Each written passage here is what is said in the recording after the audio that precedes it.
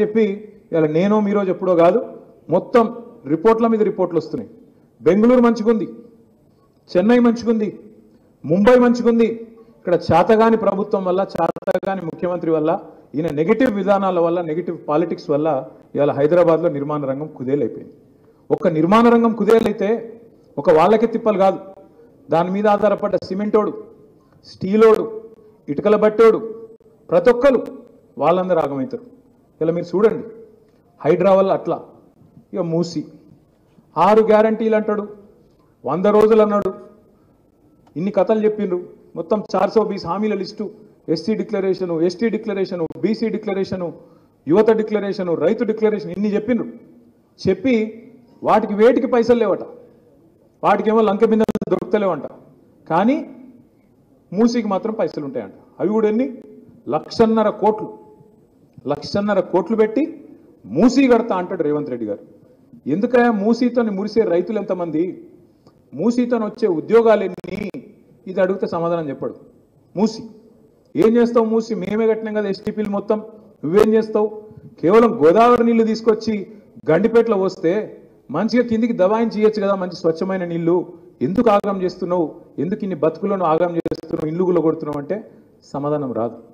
వాళ్ళందరూ ఏడుస్తుంటే, బూతులు తిడుతుంటే వాళ్ళ మీద కేసులు పెడతారు. కడుపు మండినోడు బూతులు తిట్టక ఏం చేస్తారు? మరి మనం తిడుతున్నామా? ఇలా రేవంత్ రెడ్డి గారిని జనం తిట్టే తిట్లు ఇంకో ముఖ్యమంత్రి, ఇంకో నాయకుడు అయితే అమ్మతోడు చెప్తున్న ఆయనతో బకెట్లో నీళ్లు పోసుకుని అలా దుంకి చచ్చిపోతుండే. రేవంత్ రెడ్డి కాబట్టి నడిచిపోతున్నా అని దులుపుకొని పోతున్నాయి. అంటే ఇది ఒక్కటే కాదు, ఇప్పుడు అదే అన్న యాద్ చేస్తున్నాడు. హైదరాబాద్లోనే మూడు అరాచకాలు, హైడ్రా, మూసి, ఇప్పుడు మళ్ళీ నిన్న భూములు, హెచ్సియు మనం పెట్టిన ఏలన్లా. ఆ పిల్లలు హైదరాబాద్ సెంట్రల్ యూనివర్సిటీ పిల్లలు వాళ్ళిచ్చే వాళ్ళు బయటికి వచ్చి లొల్లి పెట్టి మనల్ని రమ్మంటే కూడా మనం పోలే. ఎందుకంటే మనం పోతే ఏమంటాడు, చెప్పలేదా ఈ గుంటనక్కలు పోయి చేసిర్రు, ఈ బీఆర్ఎస్ పోయి చేసిండ్రు అని చెప్పి పిచ్చి మాటలు మాట్లాడతాడు. అందుకే మనం వాడికి పోలే. ఏమున్నా బయటికి వెళ్ళి మద్దతు చెప్పినాం, మీడియా ద్వారా చెప్పినాం, అవసరమైతే న్యాయ పోరాటం చేస్తామని చెప్పినాం, కానీ అందులో పోలే. కానీ ఆ ఉద్యమాన్ని కూడా మలినం చేసే విధంగా ఎంత చిల్లర మాటలండి ఒక ముఖ్యమంత్రి. ఆడ జింకలు లేవు, గుంటనక్కలు ఉన్నాయి అంటాడు. మరి ఆడ జింకలు ఉన్నాయా ఏమున్నాయి? ఇప్పుడు చచ్చిపోతే ఒక్కొక్కటి బయటకు వస్తుంది. ఇప్పటికే 4 జింకలు చచ్చిపోయినాయి. ఒక్క జింకను చంపితే సల్మాన్ ఖాన్ తీసుకుపోయి జైల్లో పెట్టిరు. మరి 4 జింకలు చంపిండు రేవంత్ రెడ్డి. ఏం చేయాలి? నేనేమంటున్నా అంటే ఇదంతా ఎందుకు చెప్తున్నా అంటే ఇవన్నీ చేయబట్టి ఇలా ప్రజలకి ఏం ముద్ర పడ్డదంటే, చిచి వీళ్ళు మంచి మనుషులు కాదు, చాలా గలీజ్ మనుషులు వీళ్ళు, ఇచ్చిన మాట నిలబెట్టుకునేటోళ్ళు కాదు, కాంగ్రెస్ వాళ్ళని నమ్మొద్దు అనేది బాగా బలంగా ఇవాళ ప్రజల్లో నాటకపోయింది. ఎన్నికలు ఎప్పుడు వచ్చినా, ఈ రోజు వచ్చినా, ఇంకొక 6 నెలలకు వచ్చినా, సంవత్సరానికి వచ్చినా, నేను ముమ్మాటికి ఒక మాట చెప్తున్నా, తుఫాను వాతావరణంలో మళ్ళీ ఒక్కసారి గులాబీ జెండా ఎగురుతుంది, మళ్ళీ కేసీఆర్ గారు ముఖ్యమంత్రి అవుతారు. ఇది పక్కా, ఇది మీరు రాసి పెట్టుకోండి, ఎవరు మార్చలేరు దాన్ని. ఇక మధ్యలో సందట్లో సడేమియా అన్నట్టు బీజేపీ కూడా ఆశపడుతుంది. దబ్బన ఏమన్నా నాకు కూడా దొరుకుతుందేమో, ఛాన్స్ దొరుకుతుందేమో. సమస్యనే లేదు. ఎందుకంటే ఇప్పుడు 8 మంది ఎంపీలు ఉన్నారు బీజేపీ వాళ్ళు, 8 మంది ఎమ్మెల్యేలు ఉన్నారు. ఇప్పుడు 8 మంది ఎంపీలు ఉన్నారు కదా, మీరు ఒకటి చూడుర్రి.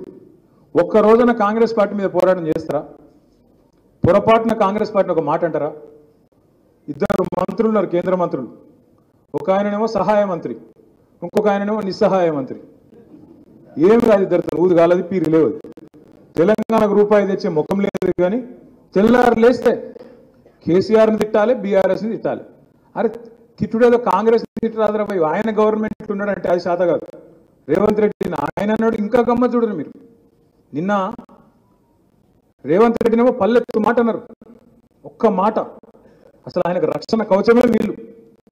నేను మొన్న మాట్లాడుకుంటే చెప్పిన ఈ సెంట్రల్ యూనివర్సిటీ భూములు, ఈ దందా వెనుక ఒక బీజేపీ ఎంపీ ఉన్నాడని నేను చెప్పిన, పేరు చెప్పలే నేను.